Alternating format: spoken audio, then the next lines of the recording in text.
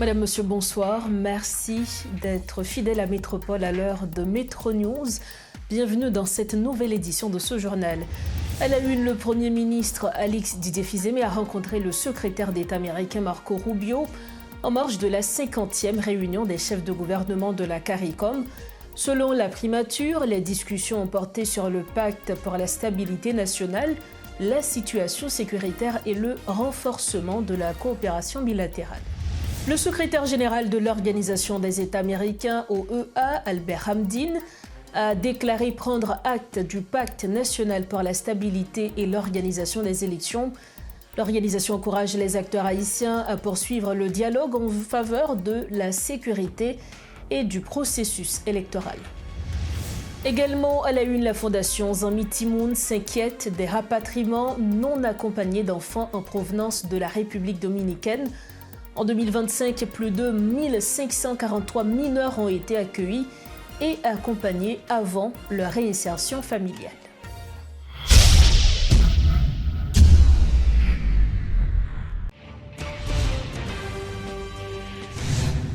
Bienvenue au développement des titres de l'actualité. Une rencontre bilatérale s'est tenue entre le Premier ministre Alex Didier-Fils-Aimé et le secrétaire d'État américain Marco Rubio en marge de la 50e réunion ordinaire de la conférence des chefs de gouvernement de la communauté caribéenne CARICOM. Selon une note de la primature, les échanges ont porté notamment sur le pacte pour refonder la stabilité nationale et garantir des élections crédibles en Haïti. Une initiative saluée comme une avancée politique majeure par le chef de la diplomatie américaine. Celui-ci a souligné que ce pacte constitue un signal fort d'espoir et de responsabilité collective, indispensable au rétablissement de la confiance nationale et internationale. Le Premier ministre a également évoqué la situation sécuritaire en Haïti, exposant les mesures engagées par le gouvernement pour restaurer l'autorité de l'État et démanteler les réseaux criminels qui compromettent la paix publique. Il a plaidé pour un renforcement de la coopération bilatérale afin d'accroître les capacités opérationnelles des forces nationales et de consolider les mécanismes de coordination régionale et internationale, poursuit la note. La mobilisation des partenaires en appui au déploiement de la force de répression des gangs, FRG, a également été au centre des discussions. Toujours à Basse-Terre, à Saint-Kitts-and-Nevis, le Premier ministre Alex Didier-Fils-Aimé a rencontré son homologue jamaïcain en marge de la 50e conférence des chefs d'État et de gouvernement de la CARICOM, tenue du 24 au 27 février. Les deux dirigeants ont réaffirmé leur volonté de renforcer leur partenariat face aux défis sécuritaires en Haïti et dans la région. Port-au-Prince sollicitant un appui accru pour les forces armées d'Haïti et la police nationale, ainsi qu'un soutien coordonné au déploiement de la force de répression des gangs. Notons que le chef du gouvernement a par ailleurs renouvelé son engagement à organiser des élections générales crédibles dans les meilleurs délais, tandis que son interlocuteur a salué la conclusion du pacte pour refonder la stabilité nationale, présentée comme une étape majeure vers la stabilisation institutionnelle du pays. Les discussions ont également porté sur la relance économique, notamment à travers les pôles de développement du Grand Nord et du Grand Sud, ainsi que sur le renforcement de l'intégration régionale. Toujours concernant le pacte qui a été signé, le secrétaire général de l'Organisation des États américains, Albert Hamdin, a déclaré prendre note du pacte national pour la stabilité et l'organisation des élections, signé dimanche en Haïti.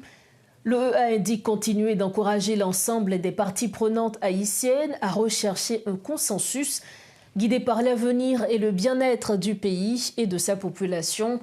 L'organisation salue toutes les initiatives portées par les Haïtiennes et les Haïtiens, ainsi que tout effort visant à stabiliser le pays et à faire progresser la sécurité, les élections et la stabilité. Invité à la cérémonie de ratification du pacte national, Maître Camille Leblanc a estimé qu'il était important de parvenir à un tel accord après le 7 février. Il s'est toutefois interrogé sur le rôle du comité de suivi prévu dans le document, regrettant l'absence d'un véritable organe de contrôle de la transition. Maître Camille Leblanc appelle ainsi à davantage de garanties en matière de supervision et de transparence du processus.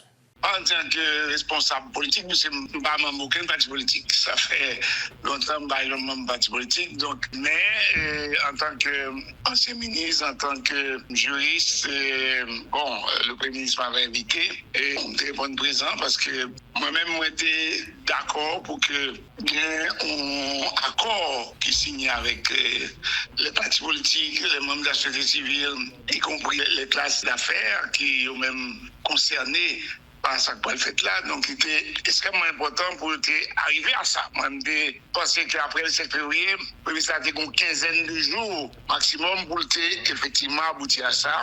J'étais intervenu dans la radio, j'étais dit, j'étais conseillé. Donc, sur cette base-là, moi-même, j'étais d'accord à ce que l'arrivée, à ça arriver. Donc, moi, je pense que c'est un bon début. Maintenant, feuille de route là, comment mettre d'accord de route là, avec un ensemble de personnalités qui lui-même va l'engager dans l'exécution feuille de route là, parce que plusieurs monde dit, et nous avons 10 ans, nous allons faire l'élection dans le pays, nous ne pouvons pas continuer à faire tourner autour d'une transition sans fin. Il est temps d'organisation pour que nous ayons des élus dans le pays, nous ayons des responsables légitimes que la population a désignés lui-même par son vote. Donc c'est indispensable. Maître Camille Leblanc, le juriste que vous êtes, l'op gade pacte national là. Qui ça le dit? Bon, le gade, nous avons un paquet de corrections qui le fait là, cependant, pas impliqué ni dans la préparation, ni dans quoi que ce soit. Si des partenaires sont même d'accord pour engager autour de lui-même, qui sont documents qui précisent effectivement côté où aller entre eux-mêmes, qui préciser probablement un mécanisme qui a mis en place pour que, à travers le Conseil des ministres, pour que ils prennent des décisions qui engagent le pays vers les élections. Et le Premier ministre a annoncé et il a maintenu là-dedans les grands axes d'activité, notamment question sécurité, pour être capable de créer les conditions d'élection, problème vis-à-vis des déplacés, comment donc, permettre que la vie recommence dans le pays une fois que question de sécurité à résoudre, permettre pour nous rentrer la caillou, assistance à bail pour rentrer la caillou, parce que c'est des problèmes extrêmement importants. Aussi annoncé pour regarder les différentes poches de problèmes de gouvernance dans le pays. Peut-être modifier les partis, que tout le monde est d'accord avec eux, de présenter des problèmes dans le pays, notamment la question du Parlement qui, en permanence, crée une instabilité dans l'exécutif là. Le problème élection permanente chaque 1 an, chaque 2 ans, ou pas de capacité pour faire ou pas jamais faire depuis 40 ans. Donc, c'est des problèmes que tout le monde est d'accord. Le problème entre le Premier ministre et le président de la République là, les problèmes ça présenté, ou même lorsque le Premier ministre qui est issu, même groupe avec le président, conflit, échangé, problème énorme. Premier préval en 1996, Haïti en 2001, et sans compter les autres. Donc, gros problème énorme dans ce niveau-là. Au lieu où on y reproduire pour tomber dans la deuxième crise, comment profiter pour adresser les questions à partir de nouvelles élections et ou faire année ça, d'agon exécutif des élus en 2027 pour pas tomber dans des crises inutiles et répétées. Donc, je pense que si on mettait d'accord sur ça, moi-même, malgré le texte, il y a des problèmes qui t'ont mérité garder, mais... À nous évoquer le problème ça ou non, M. Leblanc? Problème, vous pensez qu'il t'a mérité garder? Peut-être que ça va permettre de renforcer une nouvelle version de PAC là? Bon, moi, je pense que, dans la question, nous prévoit, par exemple, une sorte de comité de suivi, là-dedans, bon, qui ça vient faire et qui voit que le lien pour bail. Donc, moi, je pense qu'il était mieux si on a beaucoup plus de contrôle qui va permettre de tirer et sur l'exécutif de plus en plus. Parce que le Parlement, où tout c'est une structure qui a besoin de rôle de contrôle, c'est vers ça. On va aller vers ça. Donc, peut-être qu'il a fait exécutif lui-même, il pense qu'il est vraiment tout puissant et le grand boulevard l'emmène, il va rien frein.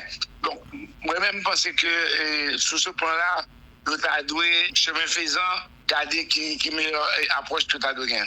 Autre point de l'actualité, après leur nomination par le Premier ministre Alix Didier Fils-Aimé, le nouveau ministre de l'économie Serge Gabriel Collin, le nouveau directeur général de la DGI Chesnel François, ainsi que le nouveau responsable du FAES Kessner Romilus ont été installés dans leurs fonctions respectives ce mercredi. Lors de la cérémonie de remise d'ampliation, le ministre de l'économie et des finances a mis l'accent sur la nécessité d'œuvrer au redressement des finances publiques. Chesnel François a affirmé vouloir poursuivre les réformes déjà engagées afin de redynamiser la DGI, institution clé dans la collecte des recettes publiques. De son côté, le nouveau responsable du FAES a appelé à la collaboration de tous pour permettre à l'institution de remplir efficacement sa mission. Et c'est au compte rendu signé Richie Fortuné et Robert Sonjon. Les premières nominations par le Premier ministre sont suivies fort logiquement de la série des installations. Pour la seule journée du jeudi 24 février, ont pris officiellement leurs fonctions le ministre de l'économie et des finances Serge Gabriel Collin, le directeur général de la DGI Chesnel François et le nouveau titulaire du FAES Kessner Romilus. En l'absence de Didier Fils-Aimé, c'est le ministre de la Justice, Patrick Pellissier, faisant office de PMAI, qui a remis l'ampliation à Serge Gabriel Collin. Lors de son installation, le nouveau ministre a fait part de son intention d'œuvrer avec sens de responsabilité en faveur du redressement des finances publiques, le renforcement de la transparence budgétaire entre autres. Les réformes initiées au sein du ministère, modernisation des systèmes, digitalisation des procédures, amélioration de la transparence et du pilotage doivent être poursuivies avec constance et détermination. J'associe cet appel à l'ensemble des organismes autonomes rattachés au MEF. Leur contribution est essentielle à la cohérence de l'action gouvernementale, à l'efficacité et à la crédibilité de notre action financière. La coordination et l'alignement stratégique entre le MEF et ses organismes seront déterminants pour la réussite des réformes engagées. Il s'agissait ensuite pour M. Collin d'installer dans leurs fonctions le nouveau directeur de la DGI ainsi que celui du Fonds d'assistance économique et sociale. Dès ses premiers mots, Chesnel François s'est montré rassurant en mettant l'accent sur les points qu'il va prioriser pour redynamiser le fonctionnement de la DGI, institution vitale pour la perception des recettes publiques. Sous le leadership du ministre de l'économie et des finances, nous comptons sur vos supports pour mettre en œuvre les différents chantiers en cours et développer de nouveaux chantiers dans le sens du progrès de la DGI. Nous allons travailler en vue d'améliorer le cadre de coopération sur des chantiers comme le déploiement de RMS, la mise en application du Code général des impôts, pour ne citer que cela. Alors que le FAES a mis sur pied un ensemble de programmes visant l'accompagnement des populations vulnérables, le nouveau directeur, Kessner Romilus, entend poursuivre sur cette même lancée. Il appelle à la collaboration de tous pour permettre à l'institution de desservir la population dans un contexte d'aggravation de la crise humanitaire dans le pays. Dans un tel contexte, nous avons le devoir d'être à la hauteur. Cela signifie offrir à la fois stabilité et capacité d'adaptation. Stabilité, parce que nos concitoyens ont besoin d'institutions solides. Adaptation, parce que l'ampleur des défis nous oblige à renforcer et à améliorer continuellement notre action. C'est donc dans une logique de continuité, mais aussi de consolidation et d'efficacité accrue que nous avançons ensemble. Cette série d'installations fait suite aux premières nominations du Premier ministre Alix Didier Fils-Aimé au terme de Conseil des ministres tenu avant sa participation à la 50e conférence des chefs d'État et de gouvernement de la CARICOM. L'objectif du gouvernement est de rétablir la sécurité avant d'organiser les élections, a rappelé le Premier ministre. Comme annoncé en titre, la Fondation Zami Timoun s'alarme face au rapatriement non accompagné d'enfants en provenance de la République dominicaine observée depuis plusieurs années.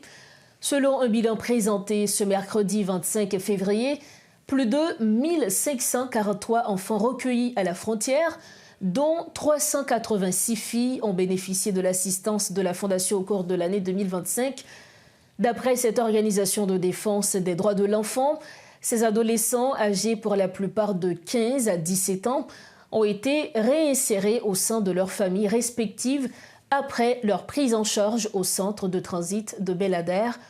Rapport ça a présenté le travail Fondation Zami Timoun réalisé pendant l'année 2025 là, dans un contexte difficile qui était marqué par une crise de plusieurs dimensions, tant qu'insécurité généralisée, déplacement forcé, fermeture prolongée plusieurs écoles, grand goût, déportation massive et la trier. Cependant, Fondation Zami Timoun comme organisation qui engage dans défendre, protéger et faire promotion de droits Timoun, a fait plusieurs interventions, notamment dans Belader, département centre, Marchand des Salines, département la Tibonite, et la région métropolitaine Port-au-Prince. Puis loin dans la présentation, ça n'a pas gagné l'idée sur chiffres qui présentés dans le cadre d'intervention.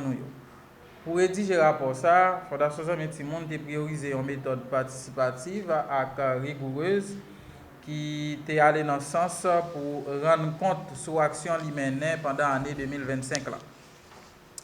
Pour réaliser le rapport, premièrement, nous avons utilisé tout rapport narratif activité, tous les outils suivis avec évaluation, base de données interne, et rapport activité nous réalisé sur le terrain.